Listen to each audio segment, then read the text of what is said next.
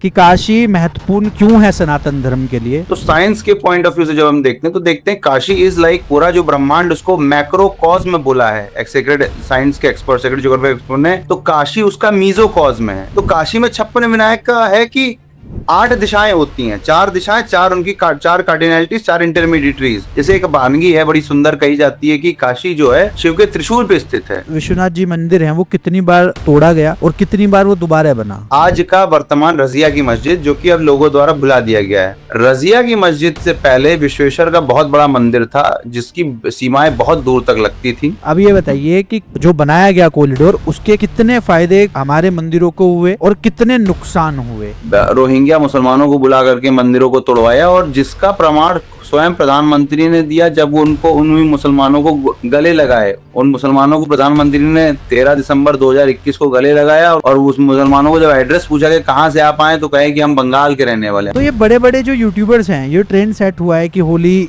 शमशानों में खेलने का पूरा यूट्यूबर्स जाते हैं बड़े बड़े कैमरे लेके शमशानों में चिता भस्म की राख। आप सोचिए किसी के यहाँ कोई मर जाता है तो 13 दिन का शौच लग जाता है उसको, 13 दिन तक वो धंधा नहीं करेगा, 13 दिन तक वो खाना नहीं सही से खाएगा। नमस्कार दोस्तों, आज हम लेकर आए हैं अपना तीसरा पॉडकास्ट। इस पॉडकास्ट के अंदर हमने काशी के ऊपर बात करी है, विश्वनाथ मंदिर का क्या इतिहास था उसके ऊपर बात करी है और काशी में जो कॉरिडोर बनाया गया उसके ऊपर बात करी है। हमारे स्पेशल गेस्ट हैं शिवम मिश्रा जी, जो आपको बताएंगे बारीक से बारीक चीज़ के बारे में। काशी के जानकार हैं, पर उससे पहले आप सबसे एक अनुरोध करना चाहूँगा, आप हमारे इस चैनल को सब्सक्राइब भी कीजिए जिससे हमें मोटिवेशन मिले। सब्सक्राइब करने से आपका कोई पैसा नहीं लगता, तो सब्सक्राइब अवश्य करें हमारे चैनल को और वीडियो अच्छी लगे तो ज़्यादा से ज़्यादा लोगों तक शेयर करें। नमस्कार शिवम भैया, आपका स्वागत है हमारे चैनल पर। भैया हर हर महादेव। हर हर महादेव। और कैसे हैं आप?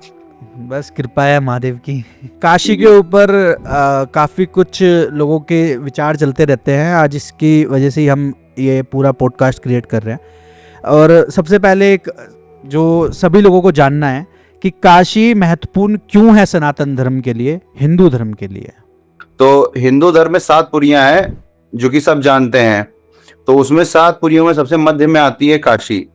वो 7 पुरियां जो कि देवपुरियां हैं जहाँ पे मोक्ष की प्राप्ति आसानी से होती है।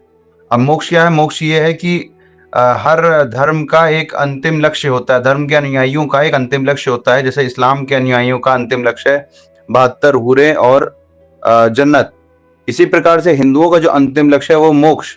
मोक्ष का अर्थ है कि जो हम लोग बार बार पैदा होते हैं और फिर मरते हैं, बाद इसकी जो चक्र लगे रहते हैं, जन्म मरण के चक्र लगे रहते हैं, जिसको 84 लाख योनियों में हम लोग भटकते रहते हैं। तो जो इंसान का जीवन होता है उसका मुख्य उद्देश्य होता है कि इन जो ट्रांसमाइग्रेशन ऑफ सोल है उससे हम लोग एग्जिट कर जाएं। तो उसमें सबसे सहायक जो कहा गया है वो काशी को कहा गया है कि काशी में मृत्यु, काश्याम मरणाम मुक्ति, काशी में मरने से ही मुक्ति प्राप्त हो जाती है। अब ये इतना इजी नहीं है, इसमें बड़े टेक्निकल डिटेल्स हैं कि भाई जो पाप करेगा उसका भी दंड तो मिलेगा ही ना उसको, वो तो नहीं छूट जाएगा।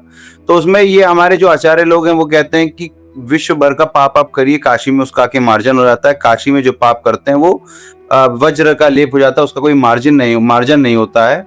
मृत्यु के बाद जिस प्रकार से ये यमदूत आते हैं, काशी में यमदूत को अलाउड नहीं है घुसना। यहाँ पे शिव के दूत आते हैं और वही काल भैरव के दूत ही जो हैं वो भैरव यातना देते हैं और भैरव यातना यम की यातना से बहुत ज्यादा कठिन होती है, इसलिए काशी में पाप करना बहुत ही गलत काम है। खैर ये तो एक बात हो गई।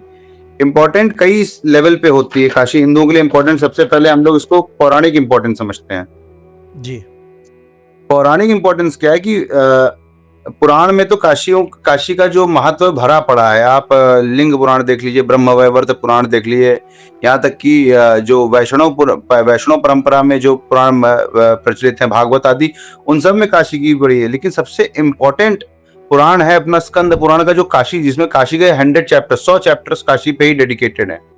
तो जो स्कंद पुराण का काशी खंड है उसमें काशी का वर्णन है और काशी का बड़ा बृहद वर्णन है। काशी शिव का देह है, काशी में प्रतिष्ठित जो शिवलिंग है, तमाम शिवलिंग हैं जो सड़क किनारे हैं या नदी किनारे हैं, जिन देवालयों में कोई नहीं जाता है, गंजेड़ी बैठ के गांजा फूकते हैं, वो सब देवालय काशी में इंपॉर्टेंट हो जाते हैं, क्योंकि सारे शिवलिंग शिव जी का देह हैं। बाकी जो पुराण में वर्णित हैं शिवलिंग, वो तो इम्पोर्टेंट है ही है। अंग यात्रा में कोई शिवलिंग काशी शिव का देह है, कोई आंखें हैं, कोई नाक है, कोई हाथ है, कोई अनेक अनेक अंग हैं। इतनी इंपॉर्टेंट काशी हो जाती है। तो इसकी कथा क्या है कि देवदास जो थे वो राजा हुए, वो उन्होंने शिव से ही काशी मांग ली, और उनको उनसे काशी वापस मांगने में जो प्रपंच हुआ, उस प्रपंच के चलते काशी में सारी देवी देवता जो हैं उनको अपना स्थान मिला, सारे तीर्थ मिल गए। तो पूरे भारत में जो हिंदू उपमहाद्वीप है उसमें जितने भी तीर्थ हैं वो काशी में है। तो काशी इज मिनिएचर इंडिया। मतलब पौराणिक इंपॉर्टेंस क्या है कि शिव की नगरी है, शिव का देह है, तमाम शिवलिंग हैं, ऋषियों द्वारा स्थापित शिवलिंग हैं, कुछ देवताओं द्वारा स्थापित शिवलिंग हैं, और उन शिवलिंगों पे आप पूजा पाठ करने का अनेकों अनेक फल है। हर शिवलिंग का अलग फल है, विश्वेश्वर का अलग फल, आत्मवीरेश्वर का अलग फल है, बृहस्पतिश्वर का अलग फल है। तो हर शिवलिंग का अलग फल है। हर प्रकार का कष्ट जो होता है उसका निवारण के लिए काशी में व्यवस्थाएं हैं। तो ये तो पौराणिक इंपॉर्टेंस हो गई।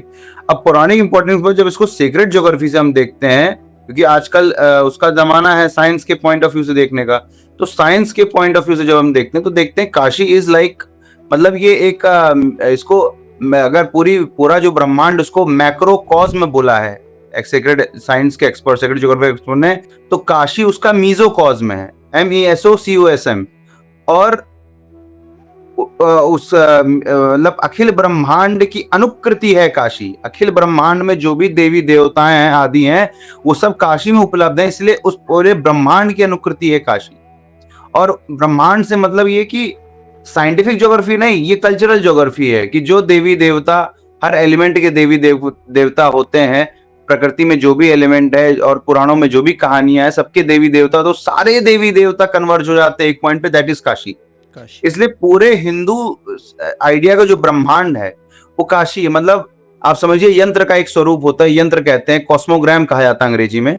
तो कॉस्मोग्राम एक मिनिएचर मॉडल होता है किसी भी सभ्यता का, कि उस मिनिएचर मॉडल में उस पूरी सभ्यता के हिसाब से जो ब्रह्मांड का अंडरस्टैंडिंग होता है वो उस मिनिएचर मॉडल में होता है। तो Kashi as a city is the miniature model of Hindu idea of universe, आप समझिएगा। तो इसलिए काशी सीक्रेट ज्योग्राफी से इंपॉर्टेंट हो जाती है कि यहाँ पे द्वादश आदित्य हैं, 12 आदित्य के विग्रह हैं। 12 आदित्य को जब जियोमेट्रिक सर्वे करके जोड़कर देखा साइंटिस्टों ने, बड़े बड़े साइंटिस्ट थे, राणा PV सिंह और हाइडेलबर्ग यूनिवर्सिटी के थे, उनका नाम नहीं याद आ रहा है। वो जो उन लोग ने जब रिसर्च की तो वो चमत्कृत रह गए। हाइडेलबर्ग यूनिवर्सिटी के नील गत्शोव नाम है, सॉरी नील गत्शोव ने, तो चमत्कृत रह गए। क्या है कि ये जो कियोटिक स्प्रेड ऑफ टेम्पल्स दिख रहा है, कितने मंदिर जो स्प्रेड हैं, छितरे हुए हैं, उनका जब डॉट्स, उनको जब एक मैप पे प्लॉट करके और जियोमेट्रिक सर्वे करके जब डॉट्स को प्लॉट किया गया तो एक यंत्र निकल के आ रहा है।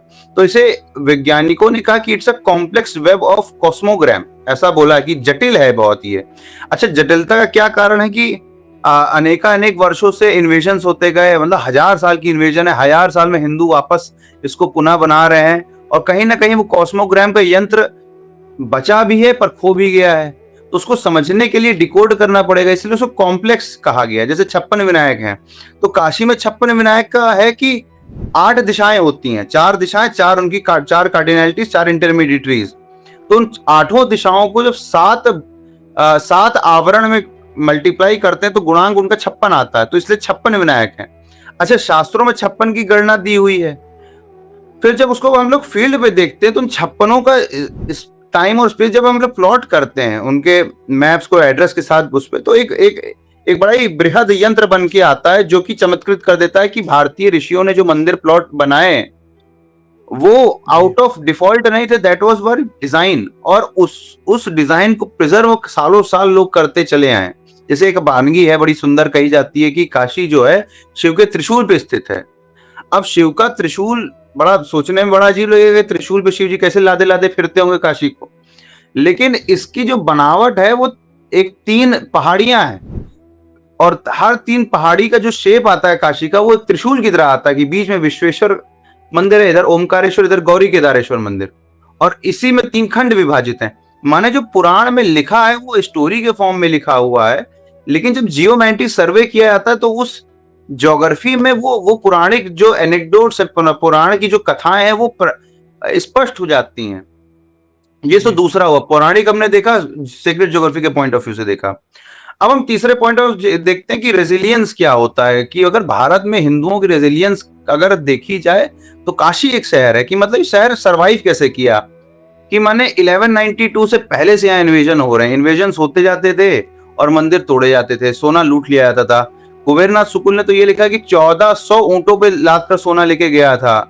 क्या नाम है ये जो आपका गजनी वाला गोरी और ये वाला जो 1192 वाला जो मुसलमानों का झुंड आया था जिन्होंने हमला किया था। हाँ, तो ये रेजिलियंस है काशी की, कि पूरे भारत के राजा, अमात्य, ब्राह्मण जो भी था वो काशी को, उसको खबर मिलती थी काशी में विध्वंस हुआ है, तो 30 साल बाद, 40 साल बाद, इवन 100 साल बाद जब खबर मिलती होगी लोगों को, तो वो दा करके उस स्थान को वापस बनवाते थे, वहां पे एग्जैक्ट स्पॉट को ढूंढ करके मंदिर बनवाते थे। अगर उस स्थान में मस्जिद बन गई तो उसके बगल में कई मंदिर बनवाते थे। और ये बंगाल के लोगों ने, महाराष्ट्र के लोगों ने, तेलुगु लोगों ने, तमिल लोगों ने, केरला के लोगों ने, मराठों ने, राजपूतों ने, जम्मू के राजपूत ने, राजस्थान के राजपूतों ने, पूरे भारतवर्ष ने मिलकर के काशी को अपने मूल स्थिति में बचा के रखने का, मतलब कह सकते कि Kashi is like prize of, trophy of Hindu civilization, कि इसको सबको ही बचाया ना बचाया, बचाया इसलिए पौराणिक के साथ ये historical civilization point of view से हिंदुओं के लिए बहुत इंपॉर्टेंट रहती है, कि अब हम लोग की पीढ़ी की जिम्मेदारी कि इसको हम यथावत बचा के रखें जी। हालांकि अब रिविजन अलग टाइप के हो गए हैं। तो 3 हम लोग ने देखे कि स्पिरिचुअल रीजन, पौराणिक रीजन देखे, मोक्ष वाला सेक्रेट ज्योग्राफी का रीजन देखा कि मतलब इसका जो कॉस्मोग्राम बन गया था वो यूनिक है, और तीसरा हिस्टोरिकली बहुत इंपॉर्टेंट क्योंकि ओल्डेस्ट सर्वाइविंग सिटी है। ओल्डेस्ट है तो आर्कियोलॉजी के पॉइंट ऑफ से बहुत इंपॉर्टेंट रहती है। पुराने स्टाइल के किले हैं, पुराने स्टाइल के यहाँ पे घर हैं, घर में जो एक समाजशास्त्री है वो देखा जाए तो घर, यहाँ का कल्चर एकदम अलग है, लोग हंसी मजाक बहुत करते हैं, आनंद से रहते हैं, खाने पीने के शौकीन हैं। तो ये जो एक अलग ही क्यूलिनरी एडवेंचर बन के आया, कि अगर आप भोजन के शौकीन है तो काशी आइए, अगर आप संगीत के शौकीन है काशी आइए, कपड़ा पहनने के शौकीन है तो काशी आइए, आप पूजा पाठ करने के शौकीन है तो काशी आइए, आपको क्या कहते हैं दुनिया से आना है भूल करके यहाँ देगा तो आप काशी आइए। तो Kashi was for everyone. Atheist भी है तो अगर उसे केवल कल्चर का आनंद लेना है तो काशी है। तो काशी ये नगरी है जी। और इस नगर, इसलिए काशी हिंदुओं के लिए बहुत इंपॉर्टेंट हो जाती है, हर एस्पेक्ट से हिंदुओं के लिए इंपॉर्टेंट हो जाती है जी। फिर एक अंतिम पॉइंट हम बताना चाहेंगे कि एक और है कि आदि शंकर ने कहा था कि भारत एक यांत्रिक स्वरूप है, केंद्र उसका काशी है। मर्सिया इलियाड जो कि विश्व के विख्यात बहुत बड़े दार्शनिक हुए, उन्होंने विश्व के दर्शनों का अध्ययन किया, उन्होंने कहा काशी वह केंद्र है जहां से हिंदू अपने अन्य लोगों की यात्रा करते हैं। कि माने यहाँ पे जो यात्राएं होती हैं उन सबका एक स्टार्टिंग पॉइंट होता है ज्ञानवापी कूप, उस पर हम लोग आएंगे। तो Gyan Koop is the centre of Kashi and centre and Kashi is the centre of universe. तो जितनी काशी यात्रा शुरू होती है ज्ञानकूप से शुरू होती है, ज्ञानकूप खत्म होती है, माने पूरे ब्रह्मांड का चक्कर ज्ञानकूप से शुरू होकर ज्ञानकूप पे खत्म होता है। ज्ञानकूप वो स्थान है जहाँ पे शिवजी लिक्विड फॉर्म में उपलब्ध है, जिसको जल ग्रहण करने से कहते हैं कि आपको मोक्ष की प्राप्ति होती है। इसे ही एक्सिस मुंडी कहा है विद्वानों ने। तो इसलिए काशी कई लेवल पे इंपॉर्टेंट हो जाता है। जी जी। आपने अभी मोक्ष की प्राप्ति की बात करी, तो क्या कोई भी काशी में जाकर रहने लग जाए तो उन सभी को मोक्ष मिल जाएगा? हाँ, ये जो प्रश्न है ये यक्ष प्रश्न है और ये विद्वान ही बता पाएंगे जो वास्तव में जिन्होंने शास्त्र का अध्ययन किया है। हम लोग तो क्या कहते हैं इधर से सुन लिया, उधर से सुन लिया, इधर एक किताब उठा ली, उधर। जिन्होंने शास्त्र में डूबा वो बता पाएंगे काशी में क्या सबको मरने, क्योंकि भाई पाप हर कोई करता है। लेकिन जो हमने अपने गुरुजनों से सुना है कि जो दुनिया भर में जो लोग पाप करते हैं उनका जो मार्जिन होता है काशी में होता है, और जो काशी में पाप करते हैं वो वज्रलेप होता है, उनका मार्जिन कहीं नहीं होता। तो यहाँ पे पाप करने पे अगर आप मरते हैं तो आपको भैरवी यातना मिलती है, जो कि नॉर्मल यातना से, जो यम वाले यातना होती है उससे बहुत कठिन होती है। तो उसके बाद आप जब भैरवी यातना झेल लेते हैं तब आपको कहीं मोक्ष प्राप्ति होगी। तो इतना आसान नहीं है। हाँ, उसमें कुछ कंडीशंस होती हैं, पर यहाँ पे है कि कोई भी अगर अपने शुद्ध मन से आकर गंगा विश्वनाथ जी करता है और शिव जी को 2-2 बूंद गंगा जल चढ़ाता है, जो अन्नदान करता है ना, प्रेम से व्यवहार करता है, यहाँ पे पंचक्रोशी देव यात्रा करता है, 56 विनायक यात्रा करता है, द्वादश आदित्य यात्रा करता है, और क्या कहते हैं, ये सब यात्राएं करते हुए धर्म अर्थ काम मोक्ष के हिसाब से जीवन जीता है, उसको बड़ी सहजता से मोक्ष मिल जाता है, क्योंकि शिव जी स्वयं तारक मंत्र उसको मणिकर्णिका पे देते हैं। जी। जी। एक क्वेश्चन और उठता है, विश्वनाथ जी का जो इतिहास है, मतलब लोगों को बहुत ही अलग अलग माध्यम से पता है, कोई कुछ बता रहा है, कोई कुछ। विश्वनाथ जी मंदिर है वो कितनी बार तोड़ा गया और कितनी बार वो दोबारा बना, उसके बारे में एक संपूर्ण डिटेल बताइए। हाँ, देखिए विश्वेश्वर का मंदिर जो है कितनी बार तोड़ा गया, कितनी बार बना, इसका स्पष्ट उत्तर देना मेरे लिए तो संभव नहीं होगा। वे तो जो इतिहास के या चोटी के इतिहासकार होंगे वही इसका उत्तर दे पाएंगे। लेकिन ये कहा जा सकता है कि विश्वनाथ मंदिर अनेक बार तोड़ा गया, जिसमें मूल स्थान जो विश्वनाथ जी का है वो आज भी किसी को ज्ञात इस पर एग्जैक्ट नहीं है, क्योंकि रिसर्च ही नहीं होती। लेकिन जो हमको अध्ययन, जो लोगों ने अध्ययन किया और जो साक्ष्य जुटाए, उनके हिसाब से जो मूल स्थान है विश्वनाथ जी का वो था आज का वर्तमान रजिया की मस्जिद, जो कि अब लोगों द्वारा भुला दिया गया है। रजिया की मस्जिद से पहले विश्वेश्वर का बहुत बड़ा मंदिर था, जिसकी सीमाएं बहुत दूर तक लगती थी, और उसमें जो विश्वेश्वर का ज्योतिर्लिंग था वो कालांतर में खंडित विखंडित होता चला गया। विखंडित होने के बाद हिंदू लोग उस स्थान पर नवीन शिवलिंग स्थापित करके पूजा पाठ करने लगते, लेकिन वो भी मंदिर या काल में अनेक काल में टूटता चला जाता। फिर क्या हुआ कि एक रानी हुई रजिया की, रजिया जिसको कहा जाता है, इतिहास में 2 रजिया हुई हैं। तो ये कौन सी रजिया थी ये इतिहासकार सही से बता पाएंगे। तो जो दूसरी रजिया थी, एक रजिया थी, उसने यहाँ पे मस्जिद बना दिया, जो कि रजिया की मस्जिद के नाम से कुख्यात हुआ। फिर जब वहां मस्जिद बन गई तो लोगों ने क्या किया कि विश्वनाथ के अनेकों अनेक स्वरूप हैं, उसमें एक स्वरूप उनका अभिमुक्तेश्वर है। काशी का एक नाम अभिमुक्त नाम है। वह स्थान जो शिव ने कभी नहीं छोड़ा, वो अभिमुक्त नाम है उसका, वो अभिमुक्त क्षेत्र है। तो अभिमुक्तेश्वर महादेव के जो पांगरांगण था उसमें विश्वनाथ जी को स्थापित कर दिया गया। लोग वहां राग भोग करने लगे। कालांतर में वहां जो मंदिर बना उसको भी तोड़ के मस्जिद बना दी गई। लेकिन फिर एक दक्षिण से ब्राह्मण आए जिनका नाम था नारायण भट्ट। नारायण भट्ट ने त्रिस्थलीय सेतु का लिखा। त्रिस्थलीय सेतु गया, प्रयाग और काशी के बारे में विस्तृत जानकारी देती है। और फिर त्रिस्थलीय सेतु फिर उन्होंने लॉबिंग करनी शुरू की, तो टोडरमल से उन्होंने भेंट की। टोडरमल के जो जिनके टोडरमल सेक्रेटरी थे, सचिव थे, वो थे राजा मान सिंह, अम्बेर के राजा।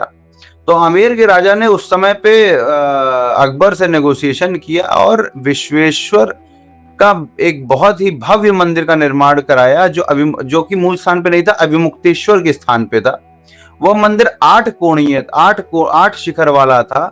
उसके 4 मंडप थे, श्रृंगार मंडप, मुक्ति मंडप, ज्ञान मंडप, और एक और मंडप था, श्रृंगार मंडप, मुक्ति मंडप, ज्ञान मंडप, एक और मंडप का नाम था, याद नहीं आ रहा। तो 4 मंडप थे। 4 मंडप और चारों कोनों पे पंचायतन के मंदिर थे। तो ये अष्टकोणी बहुत सुंदर मंदिर था। नवरत्न मंडल के हिसाब से इसकी वो थी, नवरत्न मंडल में बनाया गया था। उसमें 729 पद थे। ठीक। और नवरत्न मंडल और चंद्र नक्षत्र पे आधार था। एक नक्षत्र में जितने, एक चंद्रमा के जितने नक्षत्र होते हैं उसका 2 से, उसके उतने ही से ही गुणा करने के बाद 729 पद आते हैं। उतने में ही ये मंदिर बनाया गया था। तो ये मंदिर जेम्स प्रिंसेप ने अध्ययन किया। जेम्स प्रिंसेप अंग्रेज अधिकारी था। उसके अध्ययन के बाद इस मंदिर का कोई अध्ययन नहीं हुआ, क्योंकि उसको करने से लोकतंत्र खतरे पे आता है।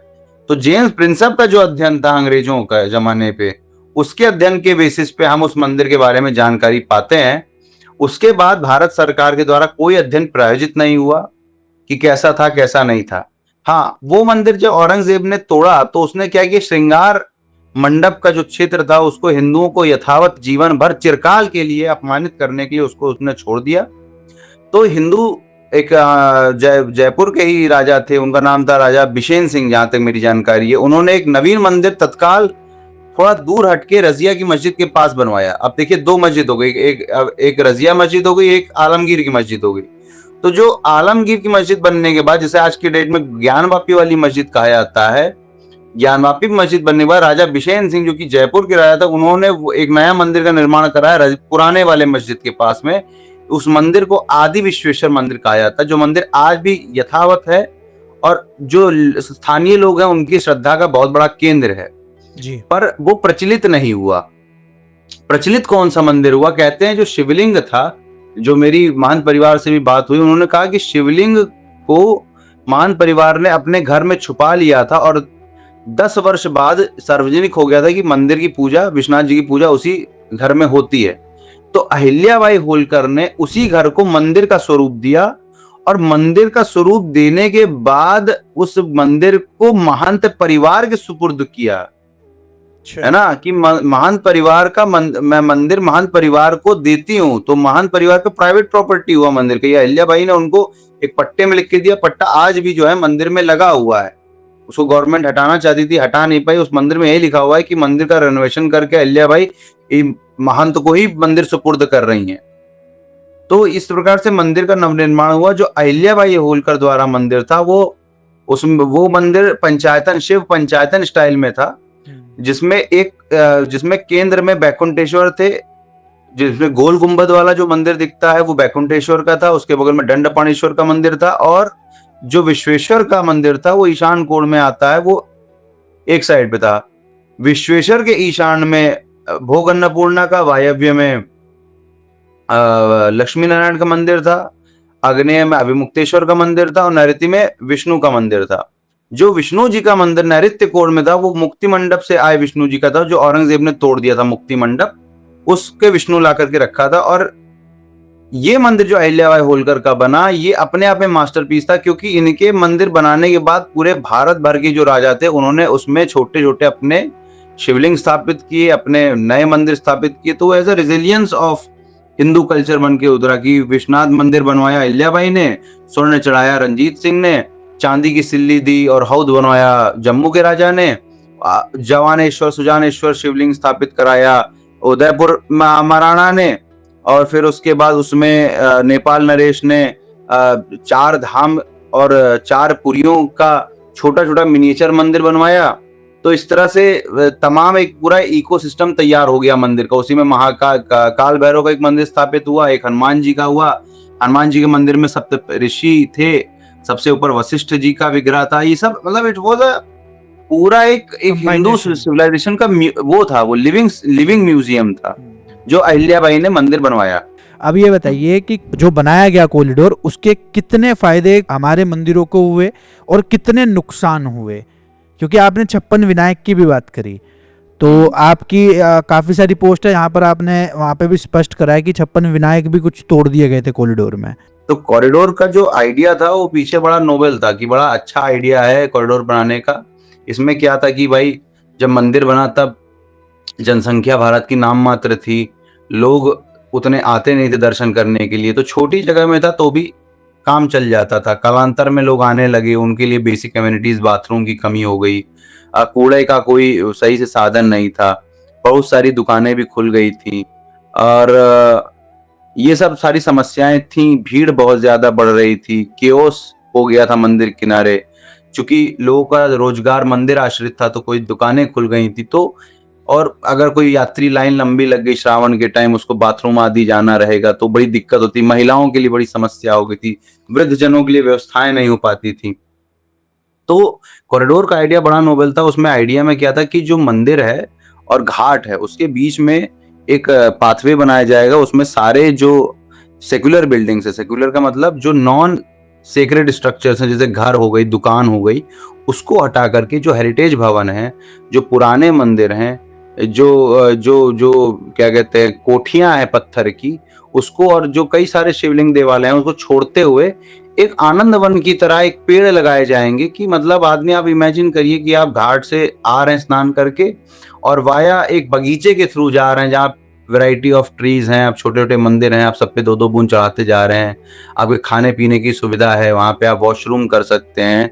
इस टाइप से इमेजिन करके एक आइडिया दिया गया, पर इसका जो एग्जीक्यूशन था वो बहुत स्लो होता था, क्योंकि बहुत सारे लोगों की प्रॉपर्टीज थी, बहुत सारे लोग से नेगोशिएशन करना था। पर फिर भी अच्छा काम कॉरिडोर मंदिर प्रशासन ने किया था। कि पुराने जो जैसे मंदिर अगर हम देखते हैं तो उसमें ताड़केश्वर का मंदिर है, भुवनेश्वर का मंदिर है। ये दोनों इंडिपेंडेंट मंदिर थे, ताड़केश्वर और भुवनेश्वर का। इन दोनों को मंदिर के, विश्वनाथ मंदिर के प्रांगण में मिला लिया गया और इस तरह से व्यवस्थाएं हो रही थी। जब आदित्यनाथ की सरकार आई और मोदी की सरकार आई तो कॉरिडोर का प्लान जो है गवर्नमेंट को बोला गया कि भाई आप ऐसे ऐसे बनवाइए। तो पहले क्या होता था कि एक पीसीएस ऑफिसर होता था जो कि सीईओ बनता था मंदिर का, और वो न्यास परिषद के हिसाब से काम करता था। न्यास परिषद वो जो ट्रस्ट होता था, ट्रस्ट में बड़े बड़े विद्वान होते थे और लोकल्स होते थे, सारे लोग मिल करके एक प्लान बना के एग्जीक्यूट करते थे। जब अब ये देखिए नोबेल आइडिया हो गया, ये ये आइडिया कब से चल रहा था ये आइडिया? ये 90s के टाइम से चल रहा था, ये आज का आइडिया नहीं था। ये हालांकि एग्जीक्यूशन बहुत स्लो हो रहा था, पर 2007 में बहुत तेजी से हुआ और 2007 में ही जो मंदिर का स्वरूप आज हम देखते हैं वो 2007 में तैयार हो गया था जी। तो ये एक बात है। अब हुआ क्या कि जब गवर्नमेंट इन्वॉल्व हुई तो गवर्नमेंट को दिखने लगा इसमें पैसा, कि कॉमर्शलाइजेशन हो जाएगा, लोग आएंगे। गुजराती जो थे उनको बुलाया गया, उन्होंने बोला कि मंदिर से पैसा कैसे उगाही कर दी जाए। तो उन्होंने कहा कि मंदिर की जो व्यवस्थाएं हैं, जो मंगला आरती है, सप्तऋषि आरती है, मतलब काशी में जो आरती की परंपराएं हैं वैसी आरती पूरे भारत में कहीं नहीं होती। माने जो सुर जो तान लगाते हैं यहाँ के वैदिक, वो कहीं और के वैदिक नहीं लगाते हैं। सप्तऋषि आरती आप गूगल करेंगे, आप देखेंगे। तो उनको समझ में आया कि ये सब जो चीजें हैं इसको कमर्शलाइज की जा सकती है। फिर इनका दिमाग जो है रियल एस्टेट एजेंट्स के, मतलब स्टेट जो भारतीय राज्य है वो रियल एस्टेट एजेंट्स की तरह एक्ट करने लग गई। उनको दिखने लगा कि काशी में जो ये मंदिर के पास का एरिया है, जैसे किसी गांव में हाईवे गुजरना होता तो गांव की कॉस्ट बढ़ जाती है, इसी प्रकार से इन्होंने देखा कि मंदिर के पास का एरिया ये तो कॉस्टली एरिया होना चाहिए, क्योंकि लोग बड़े बड़े देश विदेश से आके रुकना चाहेंगे। तो कहा कि इधर होटल बनना चाहिए। तो उन्होंने मंदिर के आसपास जो घर थे, महंत परिवार का घर था, उसको एक्वायर करना शुरू किया। जिनको साम दाम दंडभेद लगा के, जिन्होंने प्यार से दिया, प्यार से घर लिया, जिन्होंने थोड़ा कानूनची तरीके से लिया, उनसे कानून के थ्रू घर लिया, जिनको ताकत दिखाए जिनको ताकत दिखा के घर लिया, जिनको पैसा दे के खरीदना था पैसा दे के घर लिया। माने ऐसा लग रहा था कि जैसे ईस्ट इंडिया कंपनी आ गई हो, कि घरों में जा रही है, किस घर में विवाद है, इस घर में विवाद है, कोर्ट से ऑर्डर लेके आएंगे, कोर्ट ऑर्डर देगा उसके पहले ही घर आधा तोड़ देंगे। घरों की संरचना ऐसी थी कि एक दूसरे से घर जुड़े हुए थे, एक घर टूटेगा दूसरा अपने आप गिर जाएगा। जो देने को तैयार नहीं थे उनके घरों को खोद दिया गया, उनकी नींव को खोद दिया गया, घर कोलैप्स करने लग गए। इस तरह से इसमें सबसे बड़ा नुकसान महंत परिवार का हो गया, कि जो महंत परिवार 1983 में महंत परिवार से मंदिर अधिग्रहित कर लिया गया था, लेकिन जो मंदिर के लोकाचार थे, लिटिल ट्रेडिशंस थे, वो महंत परिवार के घर से ही संपादित होते थे। जैसे गौरा का मायका हो गया, या श्रावण में जो विग्रह आता था, क्योंकि विश्वनाथ जी का केवल एक ज्योतिर्लिंग नहीं था, उनकी कई पंचबंधन प्रतिमाएं थीं और कई सारे उनके लोकाचार होते थे, जिनको झूले पे झुलाया जाता था, संगीत समारोह, तमाम चीजें जो होती थी वो महंत ही संपादित करवाते थे।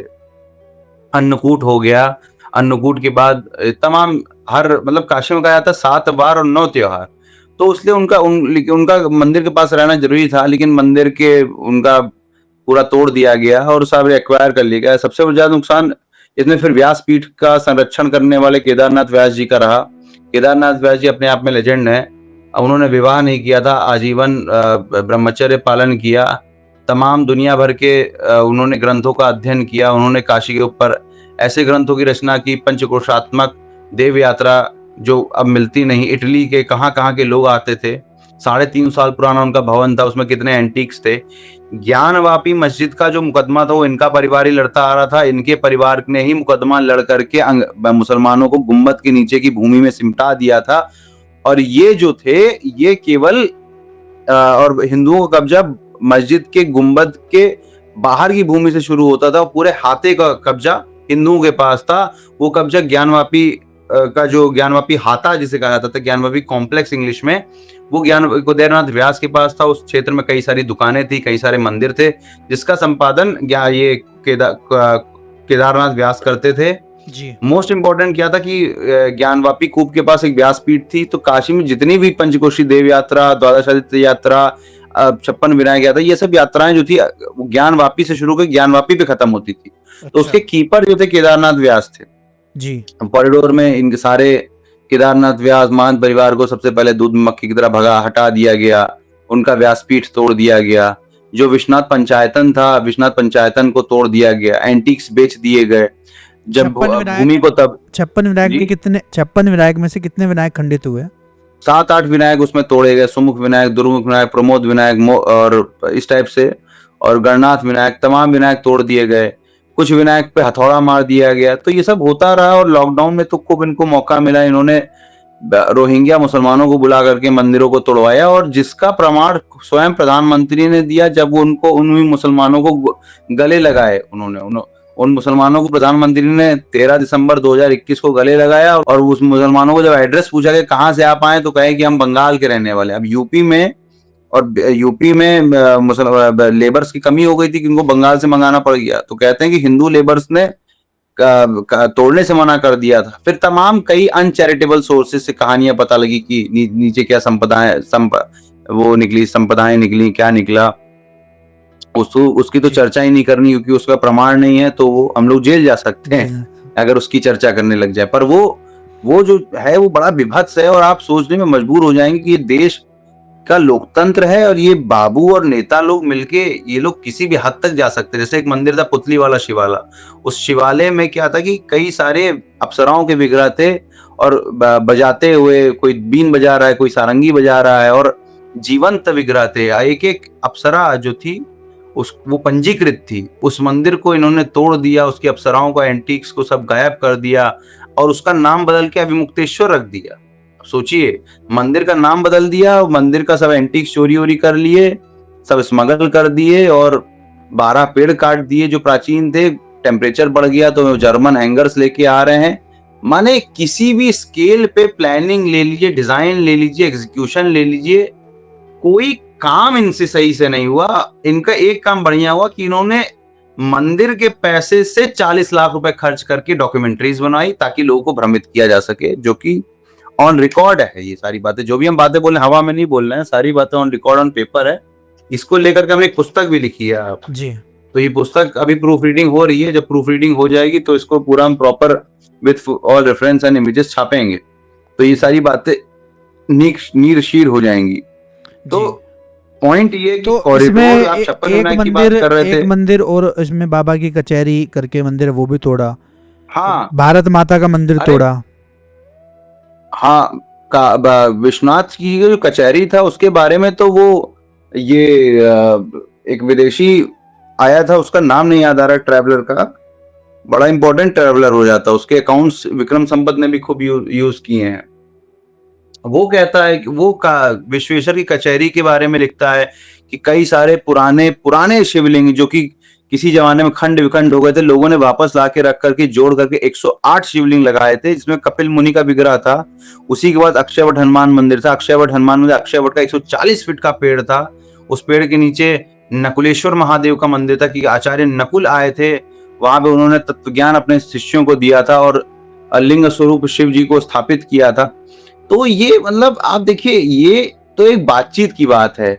आप कभी काशी आइए, गंदगी है, सब है, ठीक है, लेकिन आप कभी शुद्ध मन से किसी देवालय के नीचे आप बैठेंगे तो आपको अलग सी वाइब्रेशन महसूस होगी।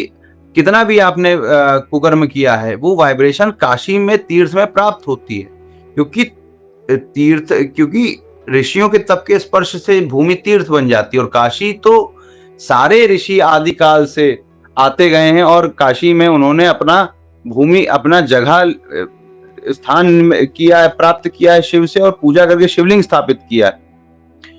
इसलिए काशी बड़ी और उस देव पूजा, जो कार्य देव कार्य, पितृ कार्य और ऋषि कार्यों के इस्तेमाल होना था, उन स्थानों को तोड़ करके वहां होटल बना देना, और फिर उसको प्रचारित करना समाज में कि विकास हो गया है, इससे बड़ी विकृति और कुछ हो नहीं सकती। मेरा एक पॉइंट है, एक बात ये बोली गई कि काशी में घरों से निकल रहे हैं मंदिर, प्रॉपर ये एक प्लांटेड हुआ कि घरों से निकले हैं सारे मंदिर, और ये उस टाइम बड़ा चला। तो उसके ऊपर आपका क्या कहना है? कितने ऐसे मंदिर थे जो घरों में कैद थे?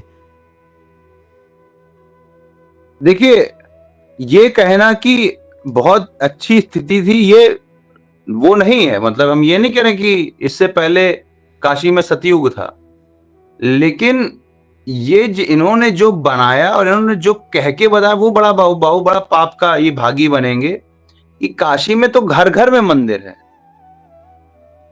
आप किसी घर में चले जाइए तो उसमें मंदिर जी है क्या कहानी इसमें कि काशी में शिवलिंग स्थापित करना पुण्य का काम है। तो विश्व भर के हिंदू काशी आते थे, शिवलिंग स्थापित करते थे, इसलिए एक मंदिर में कई शिवलिंग आपको मिल जाएंगे। जी पहली बात। दूसरी बात कि काशी जो मुख्य शहर हुआ करता था वो राजघाट पे होता था। जब गहरवारों का राज्य टूटा, सारे कोट और वो ध्वस्त कर दिए गए, तो लोग दक्षिण की तरफ बढ़े। दक्षिण में जंगल थे और मंदिर थे, तो उन मंदिरों को जब विघटन हुआ तो लोगों ने मंदिर की स्थापना इस प्रकार से की कि ताकि मुसलमान आक्रांता उस मंदिर में वापस घुस ना सके। इसलिए कई मंदिर जो हैं वो लोगों के घरों की दीवार में, आप घुसते जाएंगे तो एकदम डीप में वो मंदिर मिलेगा और ऐसा लगेगा कि यहाँ पे कैसे बन गया मंदिर वो, है ना। और उसकी सेवा राग भोग उसी प्रकार से हो रही है। आप कभी यहाँ पे पंचगंगा घाट पे जाएंगे तो सीढ़ियों के नीचे घाट की सीढ़ियों के अंदर आप जाएंगे तो झांक के देखेंगे तो विष्णु का विग्रह है, लेटे हुए विष्णु का, है ना। अब लोग कहेंगे ये, अब उस घाट को आप तोड़ दीजिए ऊपर से और कहिए देखिए मंदिर हमने एक्सपोज कर दिया। कई जैसे अमृतेश्वर महादेव थे, वो मंदिर जो था आंगन के नीचे, आंगन में था मंदिर। वो मंदिर अंडरग्राउंड था, अंडरग्राउंड से ऊपर एक आंगन था, आंगन की दल्लान थी, दल्लान की चारों तरफ एक धर्मशाला थी, धर्मशाला कई सारे मतलब संगीन पत्थरों से बनी हुई धर्मशाला थी। जी कोई और देश होता तो उसको हेरिटेज भवन बना देता, इतना सुंदर था। तो उस पूरी धर्मशाला को धराशायी कर दिया गया, अमृतेश्वर महादेव के ऊपर कूड़ा डाल दिया गया, मलबा डाल दिया गया और बगल में एक डब्बानुमा एक आकृति बना दी गई, डब्बानुमा बिल्डिंग बना दी गई और अब टिन के शेड लगाया गया है अमृतेश्वर के ऊपर। मकबरा टाइप ना? मतलब मैं कह रहा हूँ मकबरा टाइप। मतलब ये विश्वास नहीं होता है। अच्छा, लोगों की भी बुद्धि इतनी जड़ हो गई है, कहते हैं ये विकास हो गया है ना। काशी में घरों के अंदर आप जाइए, ब्रह्मा घाट के पास एक मंदिर है, घर पूरा पत्थर का है, उसके अंदर जाएंगे तो हम, मंदिर छोटा सा है, मंदिर का शिखर श्रीयंत्र का बना हुआ है। जी शिखर जो है श्रीयंत्र की तरह बना हुआ है। पंचगंगेश्वर महादेव भूमि के अंदर हैं, अंदर भूमि गुफा जैसी हो जाती है और जब विग्रह आप देखते हैं तो पीछे की तरफ एक भगवती का शिला है और आगे एक देवता का शिला है। जी तो ये कहना घरों मंदिर छुपा के रखे थे, हमने एक्सपोज कर दिया। अच्छा, उन मंदिर जो इन्होंने 40 मंदिर जो इन्होंने समाज को चीख चीख के बताया कि हमने डिस्कवर किए, उस 40 में से आज की डेट में 2-3 भी नहीं बचे हैं। 2 मंदिर अगर देखा जाए तो बचे हैं। एक मान धातेश्वर महादेव, वो सिर्फ इसलिए कि उसके जो ओनर थे बिट्टू भैया कहते हैं सब, वो मामला अटका दिए, तोड़ने नहीं दिए।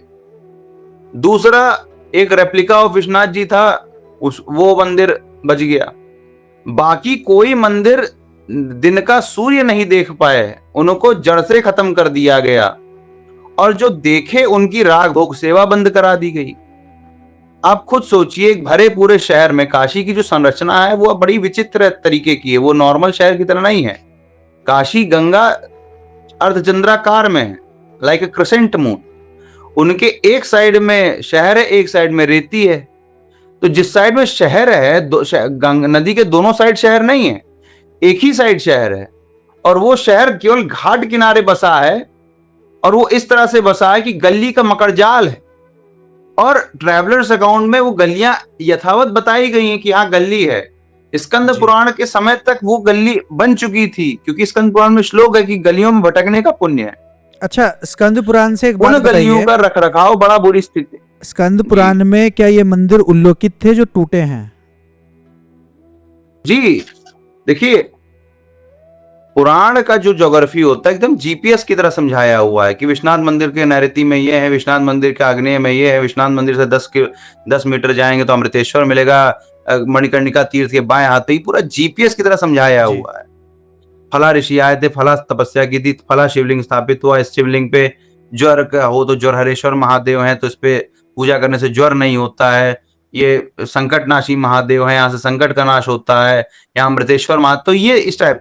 अच्छा, लोग क्या कहते हैं कि भाई पुराण के समय सारे मंदिर तो औरंगजेब ने तोड़ दिए, तो मंदिर तो नकली हो गए, तो उसको तोड़ देना चाहिए। लॉजिक तो ये भी दिया ना, माने 300 साल पुराने मंदिर की कोई हेरिटेज वैल्यू नहीं है। 12 साल पत्थर को आप पूजिए तो उस पत्थर की प्रतिष्ठा प्राण आ जाते हैं। यहाँ 300 साल 400 साल की कोई वैल्यू नहीं है। अरे 4 साल कोई पत्थर को पूज दीजिए, वो जगह तीर्थ बन जाएगी, वहां देवता खुद प्रकट हो जाएंगे, लोगों की मुरादें पूरी होने लग जाएंगी। और ये ऐसा ही होता है, शास्त्र वचन है, हम ये नहीं मानते।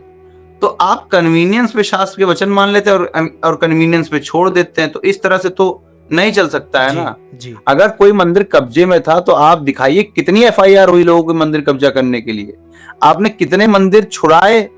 और बिफोर ऐसे एक मंदिर, जैसे एग्जांपल हम देते हैं, एक यहाँ पे 350 साल पुराना परिवार था, ठाकुरों का ही परिवार था, मणिकर्णिका पे बड़ा प्रसिद्ध परिवार है।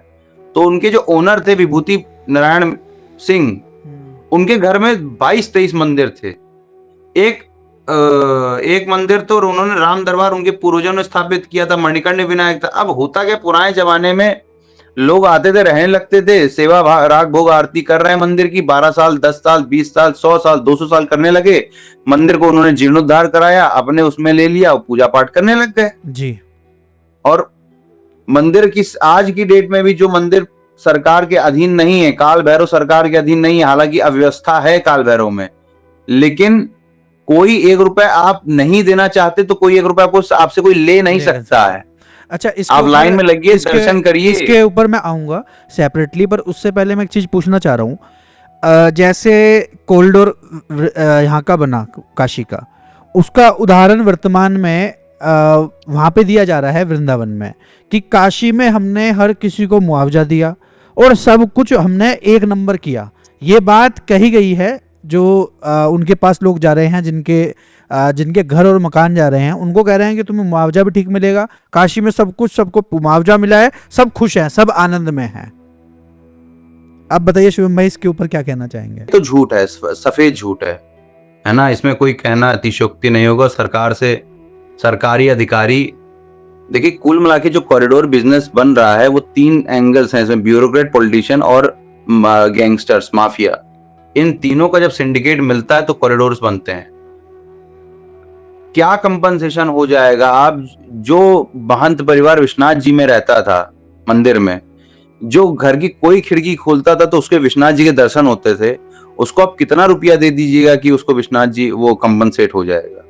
1 करोड़ 2 करोड़ 10 करोड़, जिसका काम ही बाके बिहारी मंदिर, बाके बिहारी जो देवता हैं, जो बाके बिहारी विराजमान हैं, उनकी दिनचर्या ही बाके बिहारी के दर्शन करने से लेकर के शयन कराने तक है। उसको आप कितना पैसा दे, उसको आइडेंटिटी क्राइसिस हो जाएगा।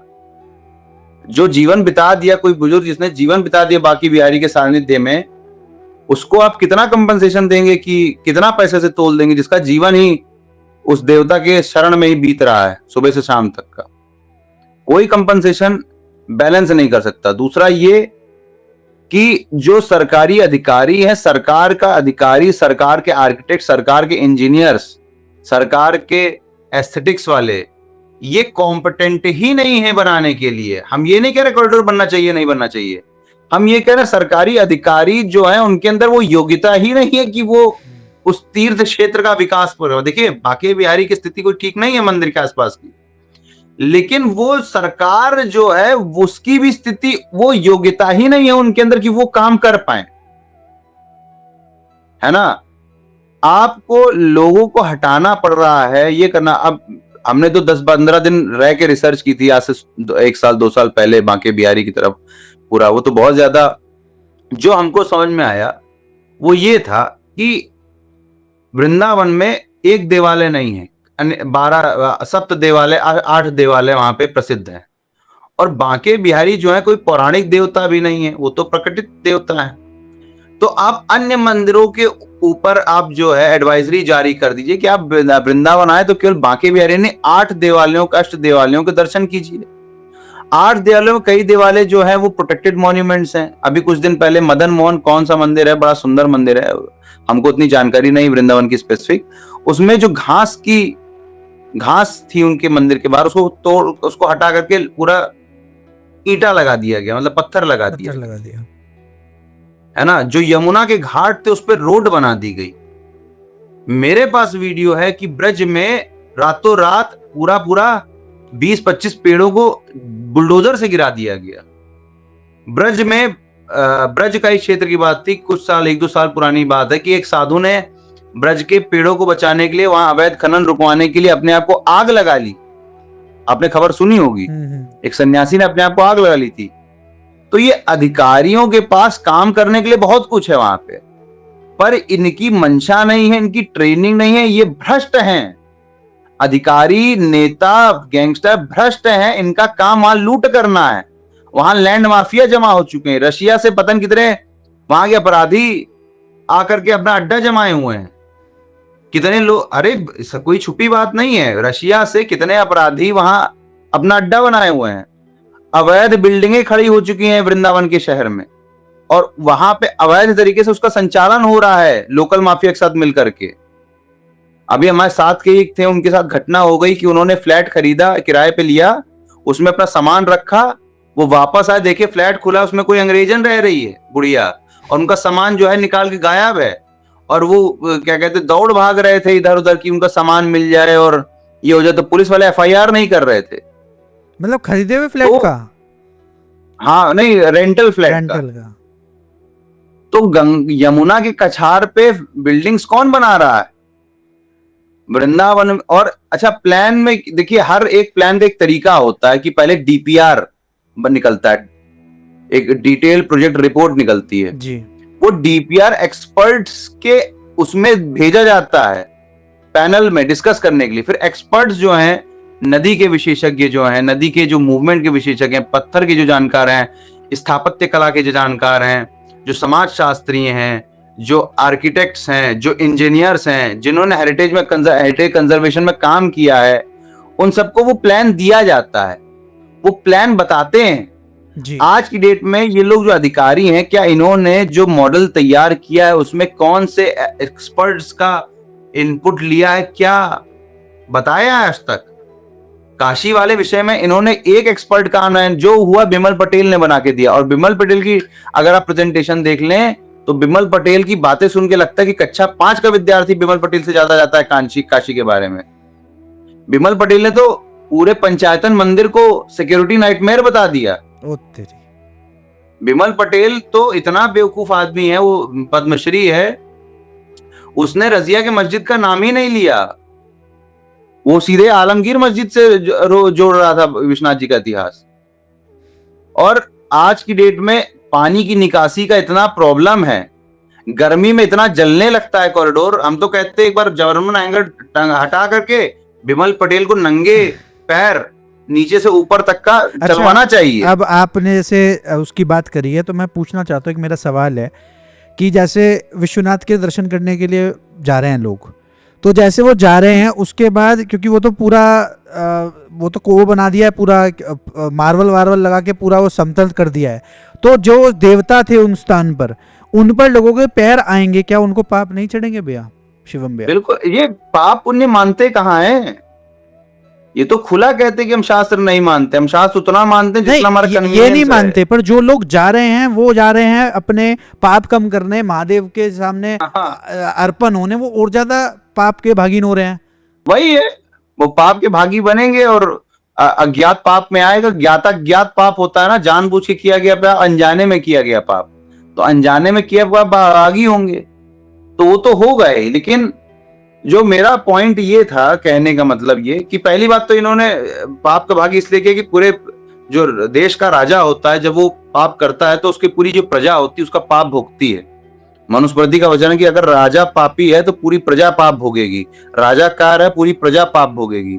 राजा अगर वो है पूरी प्रजा पाप, तो वहां पे जो पाप हुआ है, जो अधिकारियों द्वारा पाप किया गया है, और जिसको राजा ने, जो देश का राजा है प्रधान, उसने जो संतुति दी है, तो उसका पाप हम ही लोग भेजेंगे ना, हम और आप पाप भोगेंगे, पड़ोसी देश नहीं पाप भोगेगा जी। और हम लोगों ने सहर्ष उसको स्वीकार किया तो उसका हम लोग पाप भोगेंगे जी। तो जो मंदिर तोड़े गए, जो पेड़ काटे गए, जो देवालय नष्ट किए गए, जिन लोगों को वहां से हटाया गया, उन सबके पाप के भागी तो हैं ही हैं। अच्छा, मेरा कॉरिडोर बाकी वेरी कॉरिडोर नहीं बनना चाहिए, व्यवस्थाएं सही करनी चाहिए, इसमें कोई दो राय नहीं है कि मंदिर की व्यवस्थाएं सही करनी चाहिए।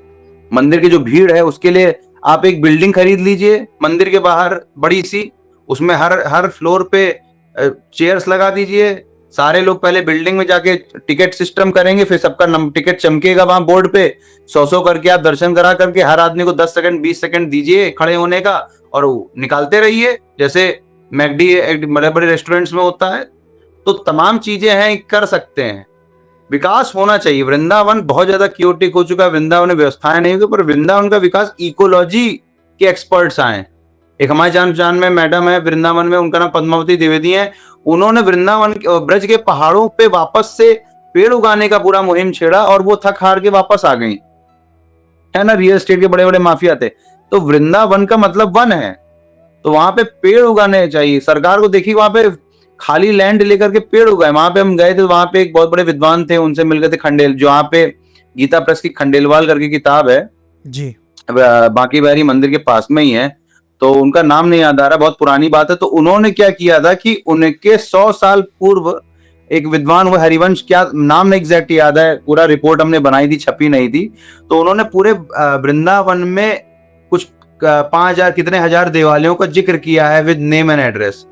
उसको जब रीवेरीफाई किया इन्होंने, जो थे खंडेलवाल जी जो थे, उन्होंने जब रीवेरीफाई किया उसको, तो देखा कि 50% अधिक तो में पेड़ काटे जा चुके हैं।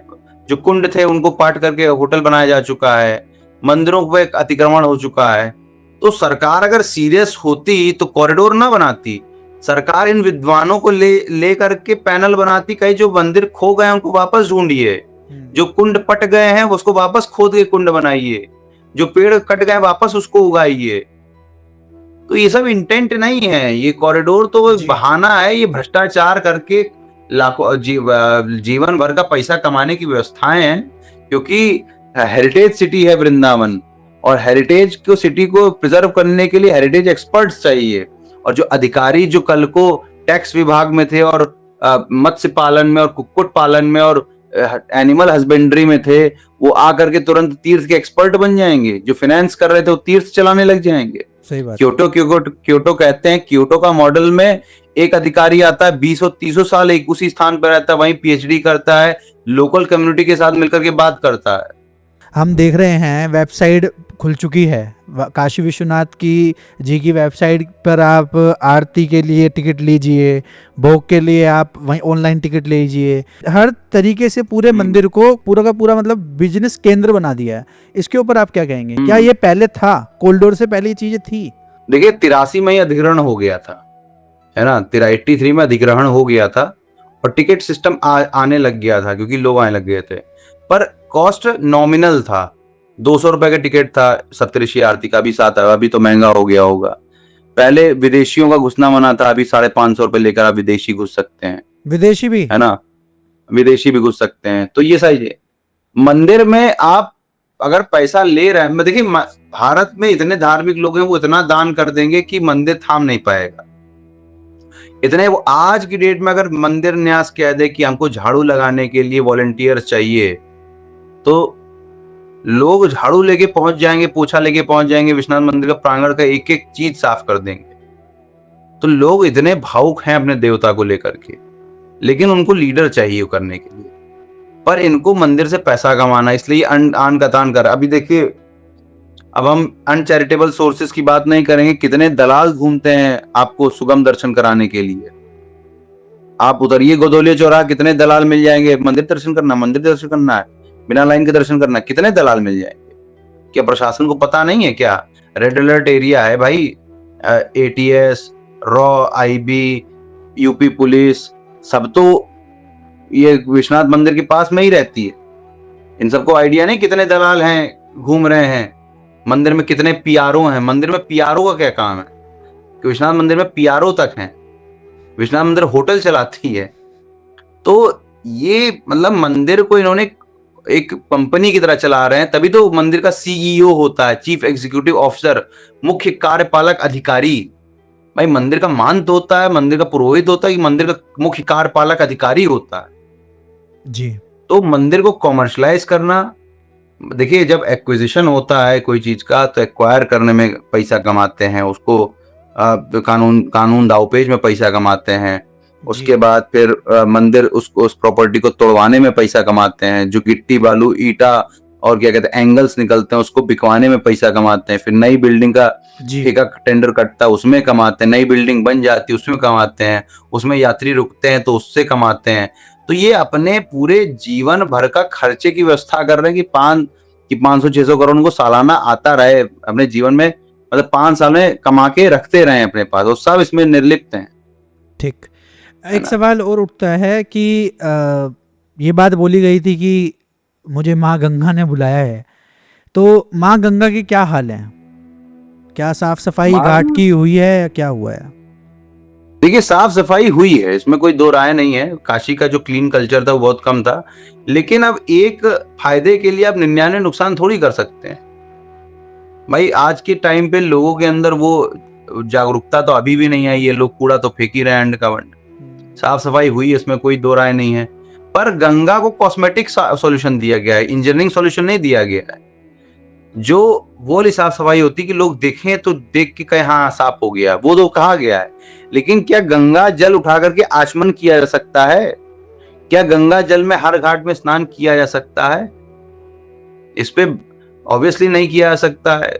आउट ऑफ द वे जाकर के उसमें घाट बनाया, वो पानी सड़ रहा है। मणिकर्णिका में इतना डंपिंग, इतना ज्यादा वहां का सुंदरीकरण में डंप कर दिया, सब कुछ वो जल रहा है। शमशान को ये टूरिस्ट स्पॉट बना रहे हैं, अब सोचिए लोग जलती लाशों को देखने आएंगे। तो ये बड़े बड़े जो यूट्यूबर्स हैं, ये ट्रेंड सेट हुआ है कि होली शमशानों में खेलने का पूरा पूरा यूट्यूबर्स जाते हैं बड़े बड़े कैमरे लेके। क्या चल रहा है ये शिव भाई? सब वही है, ये सब प्लास्टिक, ये सब फेस्टिवल क्रिएट किए जा रहे हैं। अब सोचिए कैसा धर्म है कि जो डूज हैं उसको आप नहीं कर रहे हैं, जो डोंट्स हैं वो आप करे जा रहे हैं।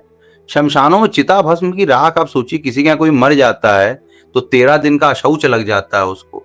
13 दिन तक वो धंधा नहीं करेगा, 13 दिन तक वो खाना नहीं सही से खाएगा, 13 दिन तक वो पिंडदान तमाम चीज करेगा है। और यहाँ जो है वो जो सबसे अशौच की चीज है उस पे जाके होली खिलवा रहे हैं।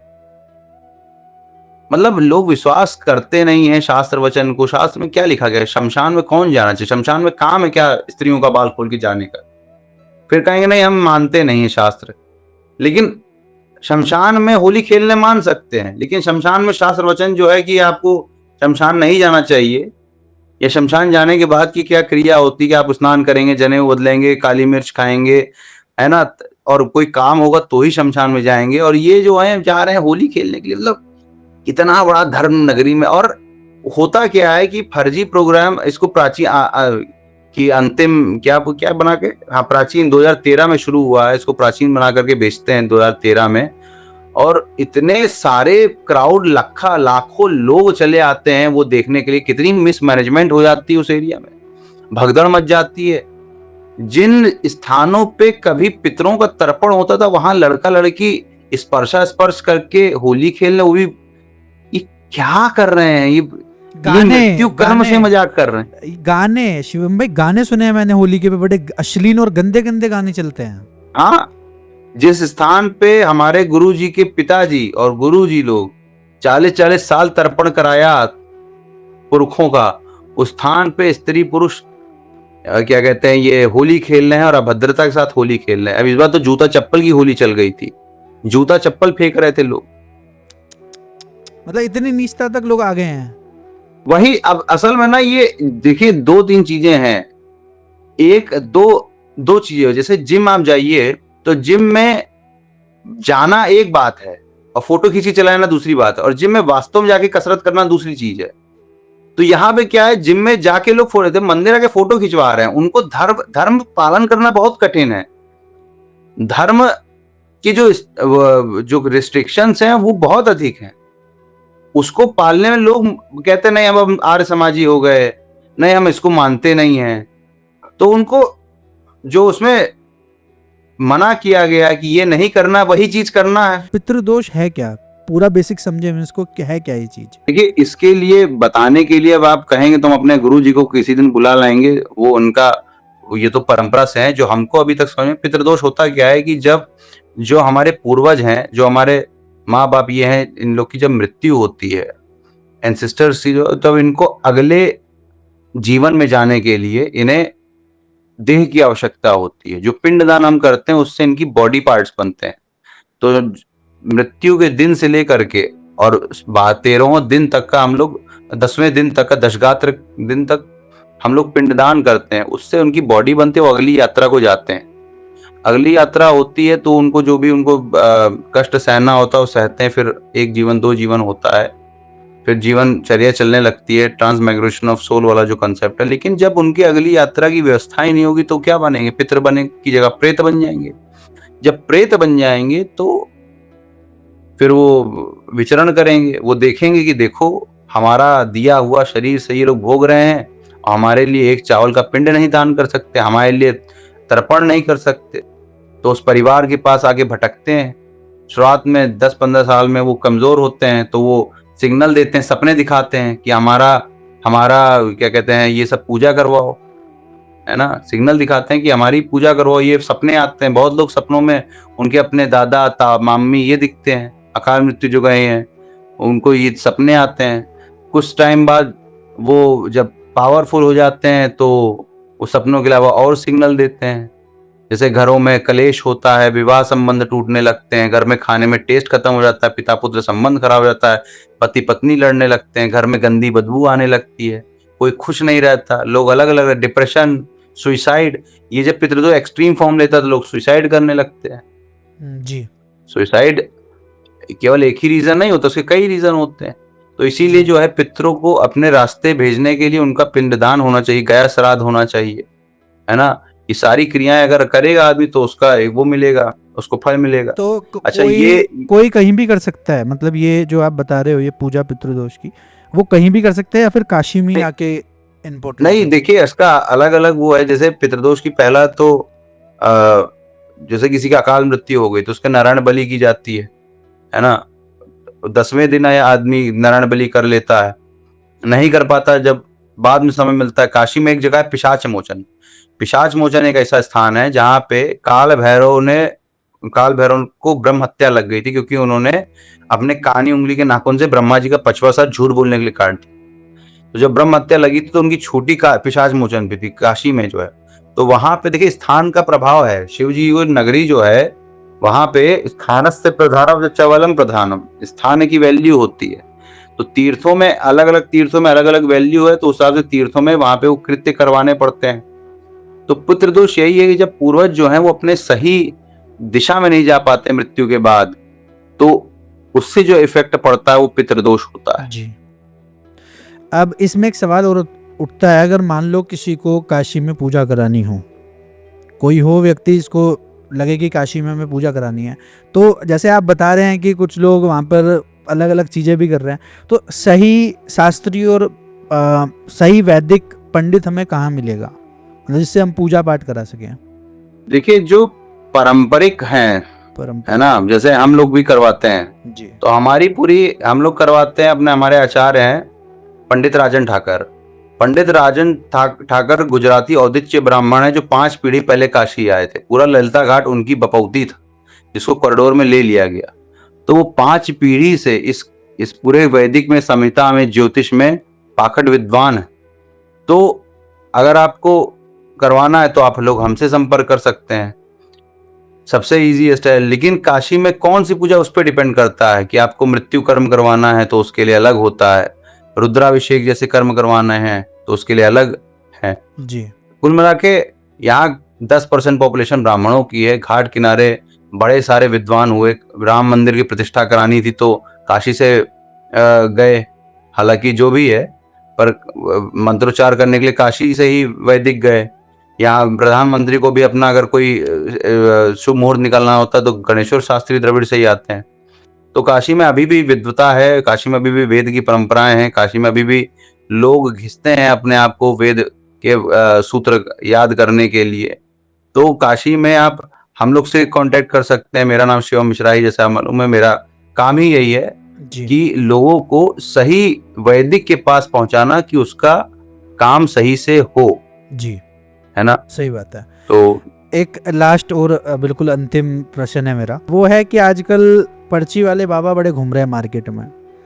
जो पर्चे बनाते हैं और विदेश घूमते हैं, तो आपका क्या मत है इन फर्जी बाबाओं पर, जो ऐसे बाबा घूम रहे हैं? ऐसी है कौन सी क्या, धर्म पे चलना। ऐसी कौन सी विद्या है हाँ। कि वो सिद्ध कर रहे हैं?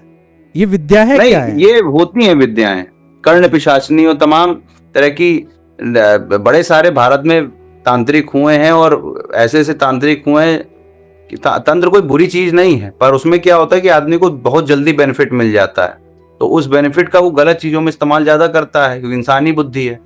तो तंत्र में छोटी मोटी निम्न शक्तियों को सिद्ध करके अब उनसे चमत्कार दिखाना, ये कोई धार्मिक कृत्य नहीं है। भाई आपके पास कष्ट है, भाई लोग कन्वर्ट क्यों होते हैं ईसाइयत में? क्योंकि वो सीधा लगाते हैं अपना मंच और उस पर बोलते हैं, बोल नहीं पाती थी, बोलने लगी, मेरा यीशु यीशु मेरा यीशु। मतलब लोग को ये लगता है कि अब हम ये बनेंगे तो हमारा तुरंत काम सिद्ध हो जाएगा। पर अगर आप युधिष्ठिर भी हैं तो भी आपसे गलती हुई है, तो आपको मृत्यु लोक में 1 घंटा बिताना पड़ेगा, है ना? तो इसलिए जो ये वाली बातें हैं, क्या बोलते हैं आपका, बाबाओं के चक्कर, ये धर्म का पालन करिए। आप ब्राह्मण है, संध्या पूजन गायत्री करिए, क्षत्रिय है, संध्या पूजन करिए, वैश्य हैं तो अपना द्विज करिए, शूद्र हैं तो उनकी अलग संध्या, पौराणिक संध्या होती है, वो करिए। क्या कहते हैं, जो मुख्य मुख्य त्योहार है उस दिन उन देवताओं का सेवा पूजा राग भोग करिए, अपने कर्म सही रखिए। और कोई ग्रह दशा खराब है तो जैसे 7.5 चल रही तो 7 बार हनुमान चालीसा, ये सब नॉर्मल है। देवता को मनाकर अपने काम करवाइए, ज्यादा बेटर है। जी। भूत प्रेत बंधवा करके ये जादू टोने, चमत्कार धर्म नहीं है। जी। धर्म शास्त्रों के ऊपर के हिसाब से जीवन चलना धर्म है। जी। है ना? आप किसी की विद्वता अगर आपको चेक करनी है तो उसका मंच पे वाणी देखिए कि कितने श्लोक को वो कोट कर रहा है बातचीत करते हुए, कितने वो अध्याय कोट कर रहा है, कितने शास्त्र कोट कर रहा है। जी। है ना? लोगों को कष्ट है तो कुंडली, मेरे हिसाब से क्या है कि कुंडली देख के ही लोगों के कष्ट का कारण बताना सबसे उचित होता है, क्योंकि ज्योतिष एक लेजिटिमेट विद्या है। ज्योतिष नारायण का आंखें हैं जिससे भविष्य देखा जा सकता है और उसको संवारा जा सकता है, और देव कृपा से कार्य करना चाहिए। भूत प्रेत जैसी छोटी मोटी निम्न ताकतों की कृपा से, चमत्कार से कार्य नहीं कर, क्योंकि ये लॉन्ग टर्म में बहुत कठिन पड़ता है। जी जी जी, नुकसानदेह होता है ये सब। हम अब रैप अप करते हैं, इसको ख़त्म करते हैं। और शिवम जी, बहुत बहुत धन्यवाद आपका हमारे साथ जुड़ने के लिए। आपने अपना महत्वपूर्ण समय निकाला। हर हर महादेव।